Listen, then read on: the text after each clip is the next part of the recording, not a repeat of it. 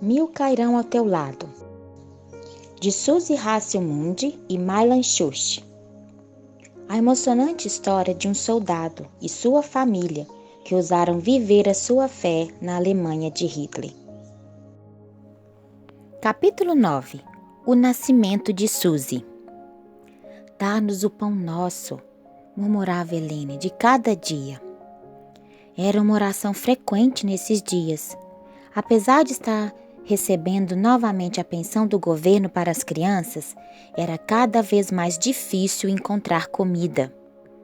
Pior ainda, Helene estivera doente por algum tempo. Ela não confiava muito nos médicos, então os evitava o mais que podia. Finalmente, quando tornou-se difícil até ficar em pé, ela foi ao Dr. Richels. Após examiná-la cuidadosamente, ele disse: Senhora Hassel, você está grávida. Helene ficou literalmente boquiaberta. Quando voltou a si, ela protestou: Eu não estou grávida. Você está grávida, sim, ele insistiu. Vou dar um atestado para que você possa receber uma porção extra de pão, arroz, leite e manteiga. Doutor, eu sei que eu não estou grávida. O meu marido está na Rússia e ele não tem tido licença há 6 meses. A voz do Dr. Richels era dócil. Não se preocupa, senhora Hassel.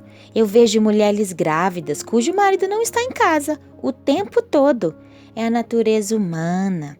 As pessoas sentem-se sozinhas. Enquanto isso, aqui está a requisição para ter direito a porções extras. Volte em 1 mês. Helene saiu do escritório balançando a cabeça. Mas a comida extra era uma dádiva de Deus para as crianças e para complementar o que conseguia na pequena horta. Antes da guerra, ela e Franz haviam arrendado essa horta e agora ela trabalhava ali diariamente, usando cada centímetro de terra para produzir vegetais, que os ajudava a viver durante o verão. O que não se comia imediatamente, ela enlatava para o inverno. E no outono todos saíam para catar batatas deixadas no campo pelos fazendeiros após a colheita.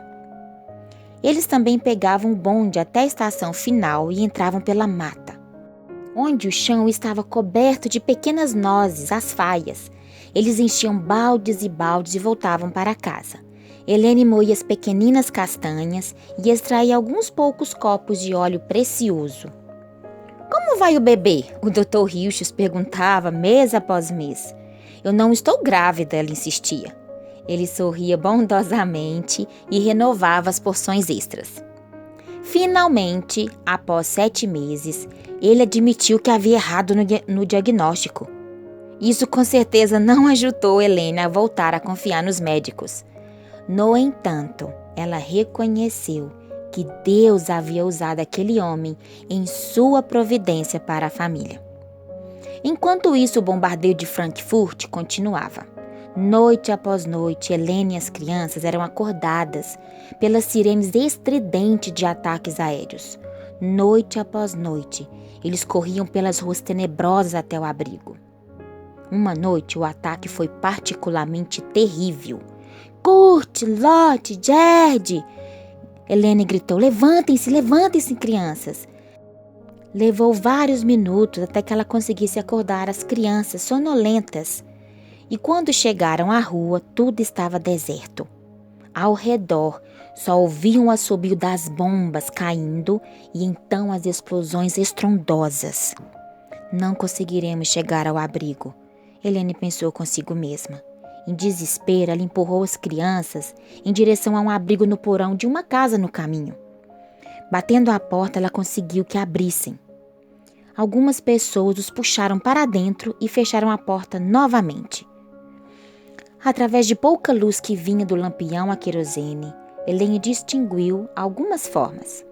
Notou que os proprietários haviam obedecido aos regulamentos do governo e equipado o abrigo com máscaras contra gás, baldes de águas e cobertores para apagar as chamas. Próxima à outra parede estavam baldes de areia. Uma das temidas armas dos aliados era a bomba de fósforo. Quando uma gota de fósforo caía na sua mão, fazia um buraco até o outro lado. A água não diminuía o efeito da queimadura. A única solução era colocar a mão na areia. À medida que os ataques se aproximavam, o chão do porão tremia. De acordo com os treinamentos, as pessoas em silêncio, no abrigo, deveriam se deitar de bruços, colocar o dedo nos ouvidos para que não se rompessem os tímpanos e abrir a boca, para que os pulmões não estourassem com a pressão do ar. Finalmente o bombardeio começou a diminuir. O grupo no abrigo estava quase sem oxigênio. Cuidadosamente alguém abriu a porta, uma fresta, que mostrou uma parede de fogo do lado de fora.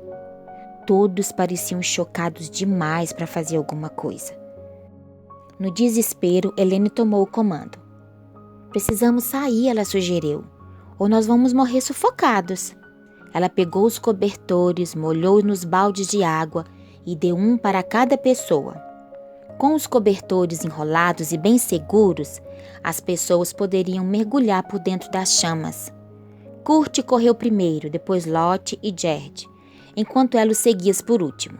Gerd, curioso para ver o que estava acontecendo, espiou para fora do seu cobertor. Uma labareda chamuscou seu rosto, e quando chegaram ao outro lado da rua, suas sobrancelhas já não existiam. Tremendo e exaustos, eles se arrastaram até o apartamento, milagrosamente ilesos. A família não recebia notícias de Franz fazia meses. Estaria ele ainda vivo? Ocasionalmente, os noticiários revelavam onde os pioneiros estavam. No mapa da Europa Oriental, Helene e as crianças marcavam o trajeto da melhor forma possível. Certa noite fria, no fim de janeiro, alguém bateu à porta. Gerd correu para abri-la. Guten Tag, boa noite, ele falou educadamente para o alto e sujo estranho. Então seus olhos se arregalaram. Papai! Com certeza, Franz estava chegando em casa. Havia recebido 3 semanas de dispensa e, pedindo carona nos trens e caminhões do exército, havia gastado uma das semanas para chegar em casa. Mas agora estava lá, e vivo. A família passou várias noites relembrando os perigos que haviam passado e contando sobre a proteção maravilhosa de Deus. Durante o dia, Franz caminhava pela cidade procurando vendedores de carvão que pudessem ampliar o pequeno estoque de combustível que restava para Helene. Ela, por sua vez, foi misturar cuidadosamente um resto de açúcar, aveia, creme de trigo, um pouco de farinha e fermento. Não havia ovos ou óleo. Apesar de o bolo não ter crescido muito, a família fez uma festa com a iguaria e apreciou-a mais do que os sonhos de creme macios que eram preferidos antes da guerra. Com olhos brilhantes, Gerd fitou as medalhas de Franz, que ele havia trazido.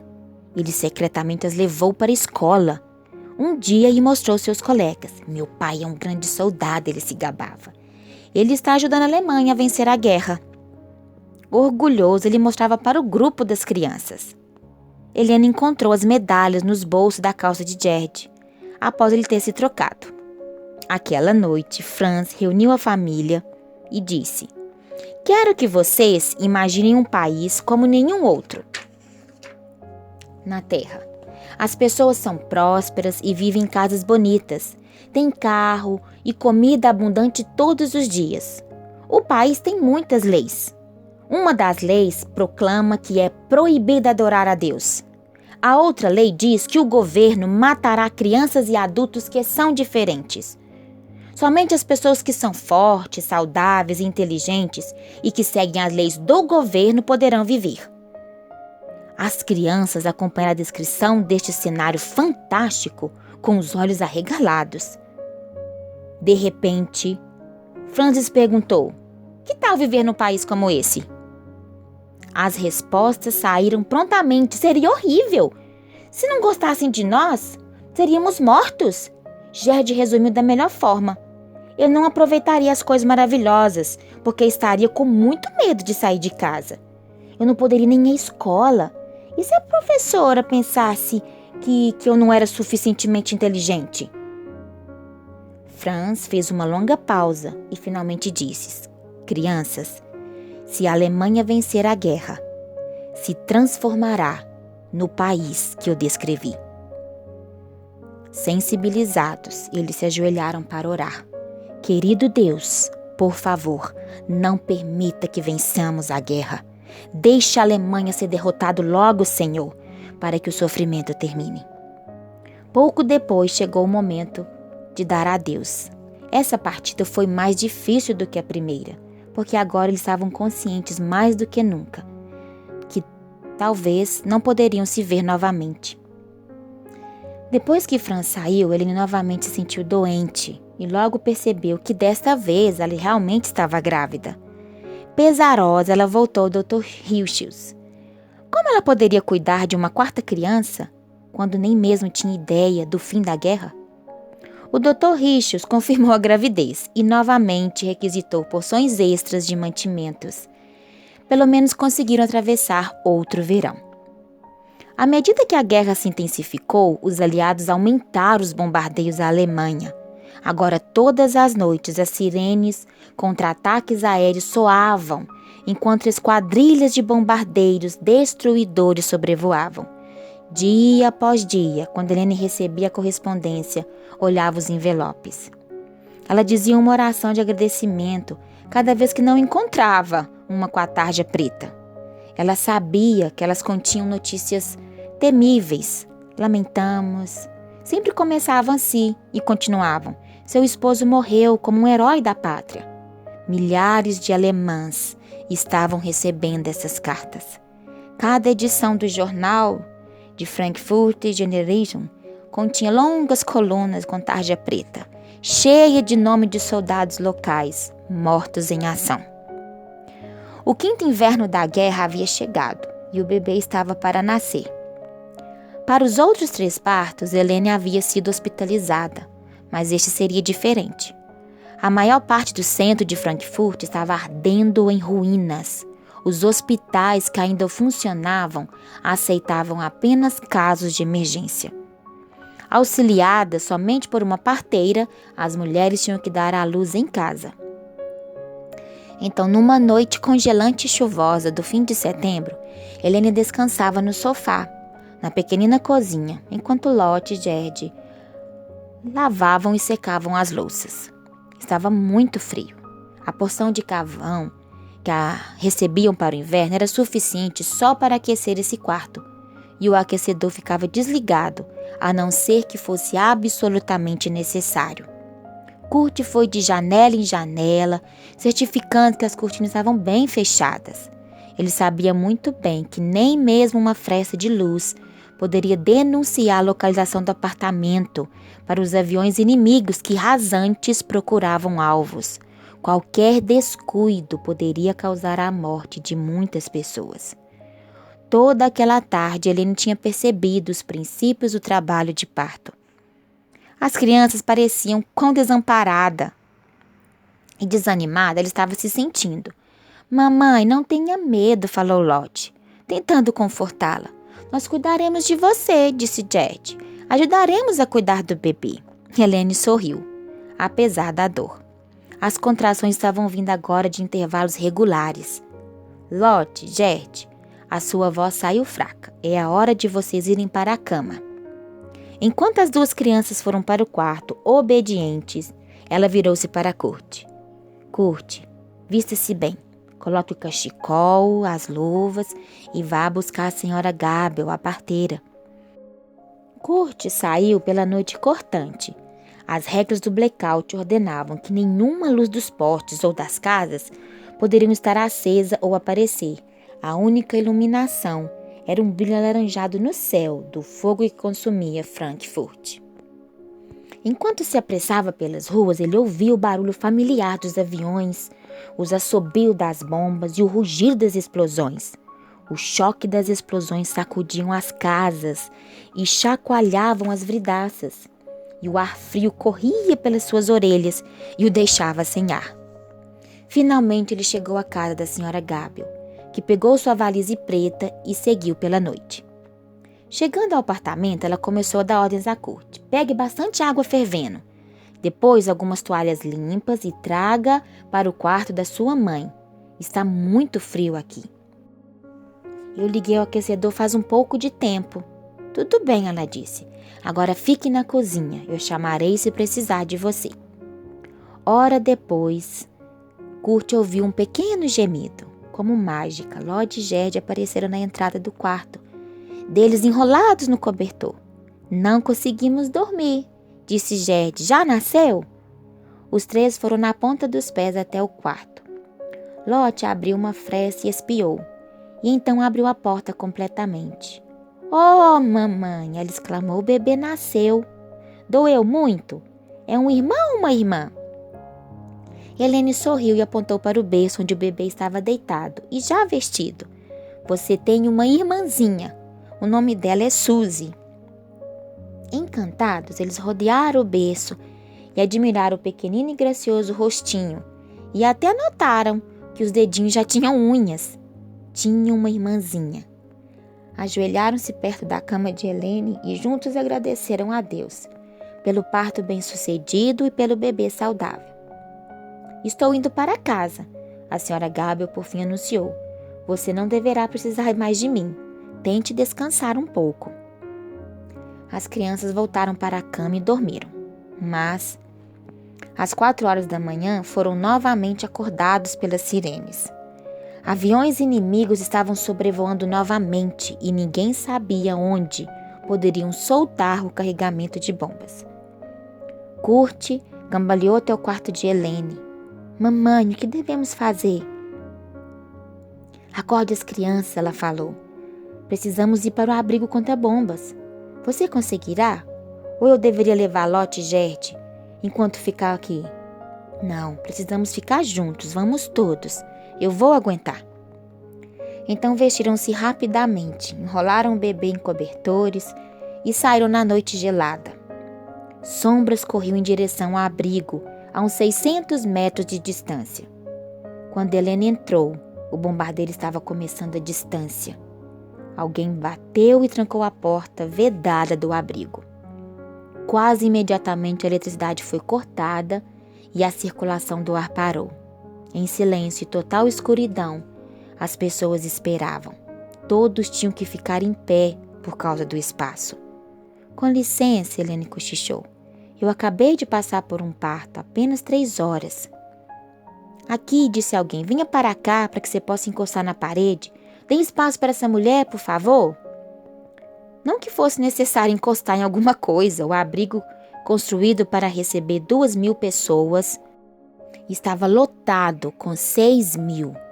Havia muito tempo, Gerd tinha aprendido que tudo que tinha de fazer era levantar os pés, que ficaria suspenso pelos outros corpos. Algumas vezes ele dormia naquela posição, com as pernas balançando. Com mais frequência, no entanto, ele tinha que lutar por ar, e foi naquele abrigo escuro que ele desenvolveu o começo de uma claustrofobia que durou a vida toda. O abrigo começou a balançar devido à pressão das explosões, das bombas lançadas cada vez mais perto. Helene sentia-se mal, à medida que o ar ia ficando quente e poluído. Meu bebê, minha Suzy, ela irá ficar sufocada com tanta gente. Para protegê-la, ela encostou a cabecinha do bebê no seu peito. Lottie começou a chorar. Um presbítero recitou o Pai Nosso. Mulheres desmaiavam, mas não havia espaço para deitá-las e continuavam em pé pela pressão das muitas pessoas. Uma eternidade depois, as sirenes soaram indicando que poderiam sair. Alguém abriu as pesadas portas de aço e o ar livre e gelado invadiu o ambiente. Banhados de suor do calor, as pessoas saíram na noite fria. Quando Helene e as crianças chegaram em casa, todos estavam quase desmaiando. Helene olhou para as crianças exaustas e desarrumadas e tomou uma decisão. Nunca mais vamos nos proteger no abrigo. Ela declarou, de agora em diante iremos para o porão. O porão do apartamento havia sido reforçado e era seguro contra tudo, menos o choque direto de uma bomba. Se Deus quiser que sobrevivamos, disse ela para si mesma, Ele pode nos salvar aqui, da mesma forma que no abrigo. Várias vezes por noite as sirenes soavam e Helene tinha que arrastar as crianças da cama para o porão. Até mesmo essas descidas tornavam-se cansativas. Almejando um sono ininterrupto, ela colocou as camas no porão, o que não era nada agradável. Mas todos os 5 dormiam lá agora embaixo. Quando Suzy tinha 3 semanas de vida, uma ordem chegou para que todas as mulheres com criança deixassem a cidade. Desalentada, Helene procurou o conselho da irmã Geise. Quem neste país receberá uma mulher com 4 filhos? Ela lamentava. Não se preocupa, a irmã Geise a confortou. Eu irei com você e me certificarei de que encontrará um lugar. Agradecida, Helene abraçou a amiga. Às 4 da manhã, elas agasalharam as crianças e partiram para a pequena estação local para pregar um trem para o terminal principal em Frankfurt. Quando o trem chegou, já estava lotado. A irmã Geise e as 3 crianças mais velhas conseguiram espremer-se no primeiro vagão. Mas Helene, com carrinho de bebê, correu toda a extensão do trem, sem encontrar espaço. No último minuto, um soldado levantou o carrinho e ajudou Helene a subir no vagão. Um verdadeiro pandemônio reinava no terminal principal. Centenas de mulheres com seus filhos andavam por lá enquanto os oficiais da Liga das Mulheres tentavam direcioná-la aos trens certos. Helene foi enviada para o trem que ia para Enschenroth, um pequeno vilarejo nas montanhas, Vogelsberg. Ali, como em todos os lugares, cada fazendeiro tinha recebido ordens para que recebesse os que fossem retirados da cidade. Por 5 horas, as famílias esperaram na estação de trem. Quando perguntavam sobre a demora, maquinistas rudes respondiam apenas que os trens não podiam viajar porque os trilhos estavam sob forte ataque aéreo. Helene sentiu-se fraca e não tinha onde descansar a bagagem. As crianças, apesar de exaustas, revezavam a vez de balançar o carrinho para que o bebê dormisse. Finalmente o trem chegou e os portões se abriram.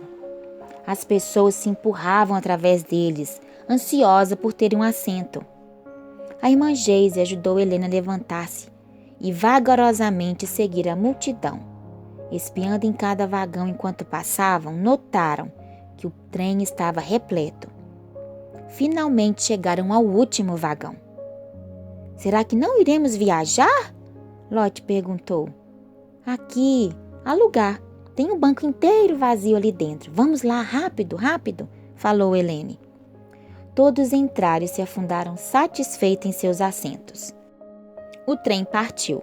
A parte de cima dos vagões havia sido cuidadosamente coberta com bandeiras da Cruz Vermelha para sinalizar os pilotos inimigos que aquele trem era protegido por acordos internacionais e não deveria ser atacado. Mas isso era uma guerra. E os tratados estavam sendo violados pelos 2 lados do conflito.